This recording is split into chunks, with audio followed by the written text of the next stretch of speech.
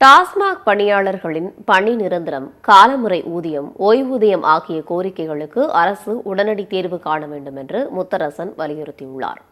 இந்திய கம்யூனிஸ்ட் கட்சியின் மாநில செயலாளர் முத்தரசன் வெளியிட்டுள்ள அறிக்கையில், கடந்த 2003ஆம் ஆண்டிலிருந்து சில்லறை மதுபான வியாபாரத்தை தமிழ்நாடு மாநில வாணிப கழகத்தின் மூலம் தமிழ்நாடு அரசு நேரடியாக மேற்கொண்டு வருகிறது என்றும், இதன் சில்லறை மதுபான பிரிவு பணியாளர்கள் கடந்த 22 ஆண்டுகளாக பணிபுரிந்து அவர்களுக்கு பணி நிரந்தரமோ, பணிக்குரிய ஊதியமோ, சமூக பாதுகாப்போ எதுவும் இல்லை என்றும் தெரிவித்துள்ளார்.